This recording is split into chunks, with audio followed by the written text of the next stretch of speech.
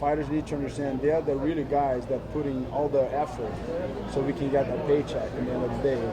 So I respect the fans so much respect for them. It's one of the reasons that I stepped into this fight. It's just to come with a big challenge of my life. You know, it's great. It's great for me, but it's also is for them. Vitor, it'll actually be 5 years till the day on the 22nd, the last time you fought at light heavyweight. How's the body responding coming back to 205? Any issues you've had to change around with your diet and just preparation coming back to the weight class? It's awesome. Everything in life for me is positive. It's what I have is the best. What I have is the best. You know, I don't think of what I don't have. I don't think what if and wish. I have it. I know. You've mentioned that your body may not be able to hold cuts to middleweight anymore. Is this move to light heavyweight permanent? No, I can do it. It's not hard. It's just like it's more joy when you can move and you don't need to cut. It's more joyful, but it doesn't matter. You know, my body can do both ways. I think when I get older, I think my body will not be younger. But it's a joy. It's a process. For those of us that aren't in Brazil, can you just give us a sense of someone that was there in the early days of Vale Tudo onwards, that now you see the UFC on Globo, of just how big the sport has become specifically in Brazil? I mean, yourself and Anderson are household names at this point. It is something like, you got to understand, you know, this is a platform. You know, our sport, we don't have enough. We're just you know, fighting to have respect, and a lot of people always negative, and finally we got the platform, and so it's different when you know what's like not having something and now you have it. So when you don't have something, I think you have add more value and more responsibility, because I was part of the maturity of the sport, especially in my country. I help a lot. So I have responsibility. You know, when you do something, you have responsibility.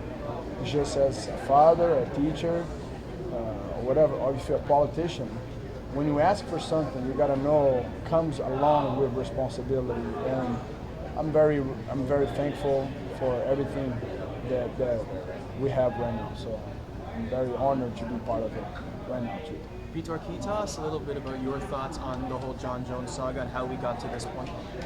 I mean, you know, that's not my duty. My duty is just to step up and face challenge and face a fight. You know, it's a high level competition.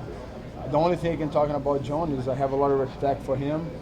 He's a great champion, great role model. Like when you know it comes along with what he kind of preach.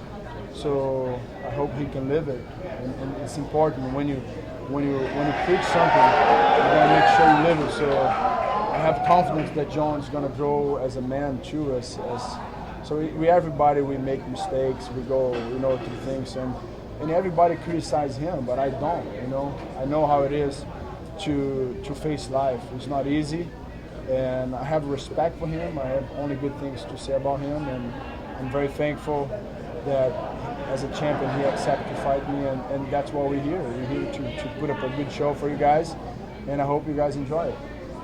You were very proactive in wanting to take this fight. As someone that was around in the pre-Zuffa days, you look at today of just how big the sport's growing, so much money. Do you feel that fighters like yourself taking fights on this short notice, is that a thing that is slowly dying out amongst fighters, where they are taking more things into consideration? Is this something that maybe we're not going to see too much in the future, guys such as yourself stepping up at the last minute? Probably because the money, because the notoriety, and then it's also like this. You know, you got to understand the problem is that the champion has a lot of things to lose. He has, you know, the belt, you know, the pay-per-view money, the cut. So I think a lot of things has to change in a matter of changing the mentality. Because when the business point, this is a business. You got to understand, this is not just a sport. Everything is a business. Formula One, American football, you know, baseball. So it's a lot of things it's going to change, man. In the next 5 years, you guys are going to see big changes. And UFC knows how to change things pretty quick. I believe Dana White, Lorenzo, and the whole UFC organization helping the sport so much. They're spending a lot of money to approve the sport in places that all the promoters can explore themselves. but we gotta see a lot of values on them. So I see a lot of things. It's hard for me to share because you guys are not gonna understand my philosophy.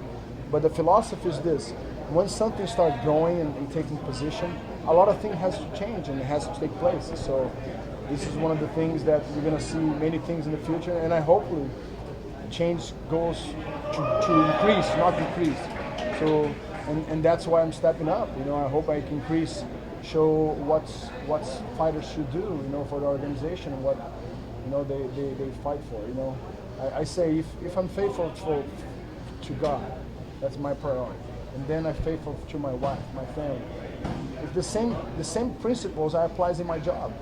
So the same commitment I have with God, I have with my work. So it's just a principle, and then I apply in my life.